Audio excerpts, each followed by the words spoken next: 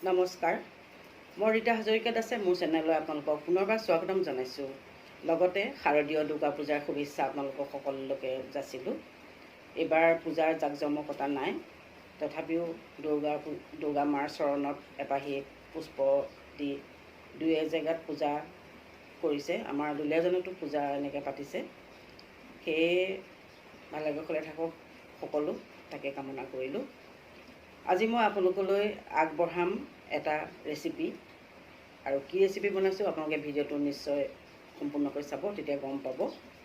আৰু আহকচোন ভিডিঅ'টো মই কেনেকৈ বনাইছোঁ এবাৰ চাই লওঁ। আপোনালোকেও চাব, আৰু চাই লৈ নিশ্চয় কমেণ্ট কৰিব, লাইক কৰিব, আৰু ছাবস্ক্ৰাইব কৰি কাষতে থকা বেল আইকনটো দবাই দিব।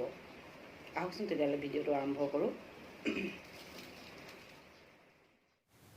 এয়া মিছা মাছ হয়, বহুত ডাঙৰ ডাঙৰ হয়, বহুত সোৱাদ লগা। ইয়াক মই আজি বনাম সৰিয়হ দি, বহুত টেষ্টিকৈ। আপোনালোকেও নিশ্চয় বনাই খাই চাবচোন। এবাৰ খালে খাই থাকিবলৈ মন যাব। ভিডিঅ'টো খালি সম্পূৰ্ণকৈ চাব আপোনালোকে মই কেনেকৈ বনাইছোঁ। এয়া মিছা মাছ হয়, ডাঙৰ ডাঙৰ মিছা মাছ হয়। এইখিনি 1 কেজিমানৰ আছে ইয়াত। আৰু এই মিছা মাছখিনি প্ৰথমতে মই ইয়াৰ ওপৰত যিটো টান বাকলি থাকে, সেই বাকলিটো মই কটাৰীৰে গুচাই ল'ম। আৰু আপোনালোকে এনেকৈ যদি কটাৰীৰে গুচাবলৈ বহুতে বেয়াও পাব পাৰে, লগতে বইল কৰি দিব। বইল কৰিলে বাকলিখিনি সোনকালে এৰাই যায়। আৰু এতিয়া মই এইখিনি বাকলিখিনি গুচাই ল'লোঁ, ভালকৈ ধুই পখালি ল'লোঁ। তাৰপিছতে জোখৰ অনুসৰি মই নিমখ হালধি দি গৈছোঁ। এইখিনি ভালকৈ সানি লৈ কেৰাহীত মই ভাজিম। আপোনালোকে চাই থাকিব মই কেনেকৈ বনাইছোঁ। মিছা মাছ বহুত প্ৰটিন আছে মিছা মাছত, গতিকে এইবোৰ সৰু ল'ৰা ছোৱালীক খুৱাব লাগে। আৰু এইখিনি বনাবলৈ হ'লে মই যোগাৰ কৰি লৈছোঁ আপোনাৰ পিঁয়াজ, সৰিয়হ, শুকান জলকীয়া, আদা আৰু নহৰু। বিশেষ একো ইয়াত মছলা একো দৰকাৰ নপৰে একো। আৰু জোখৰ অনুসৰি হালধি আৰু নিমখ।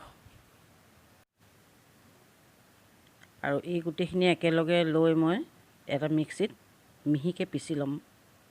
আৰু এইফালে মই কেৰাহীখন গৰম কৰি থৈছোঁৱেই মাছ ভাজিবৰ কাৰণে। ইয়াত এটা এটাকৈ মাছ দি ভাজি যাম।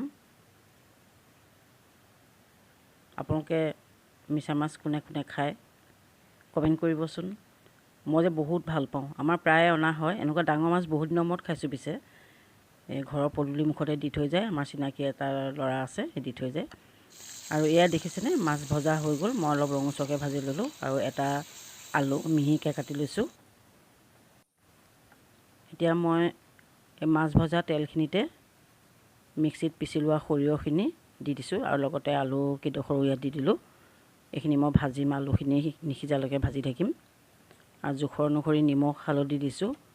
নিমখ হালধি অলপ কমকৈ দিছোঁ, কাৰণ মাছত সনা আছিলেই অলৰেডি। এইখিনি এতিয়া ভালকৈ 2 মিনিটমান লৰাই ল'ম। পানীখিনি শুকাই গৈছে দেখিছেনে। তাৰপিছতে এতিয়া আকৌ অকণমান গৰম পানী দি দিছোঁ, কাৰণ আলুখিনি সিজা নাই ভালকৈ, আৰু অলপ সময় সিজিব লাগিব। প্ৰথমতে সৰিয়হখিনি তেলত ভালকৈ ভাজি ল'লোঁ। এতিয়া এইখিনি উতল আহিছে, আলু অলৰেডি সিজি গ'ল। আৰু মই এতিয়া ভাজি থোৱা মিছা মাছ কেইপিচ ইয়াতে দি দিছোঁ। বহুত ভাল লাগে, অতি সোনকালে হৈ যায়। ইয়াত কোনো বেলেগ ধৰণৰ মছলাৰো দৰকাৰ নাই, অতি সোনকালে হৈ যায়। আপোনালোকে আলু যদি বইল কৰি লয় তেতিয়া আৰু সোনকালে হ'ব। এতিয়া আমাৰ এয়া মিছা মাছৰ তৰকাৰী অলৰেডি হৈয়ে গ'ল। এতিয়া মই এটা বাতিত ধুনীয়াকৈ নমাই থ'ম। তাৰ ওপৰত এয়া অলপ মান ধনিয়া ছটিয়াই দিছোঁ। আপোনালোকে মান ধনিয়া দিবও পাৰে, নিদিবও পাৰে।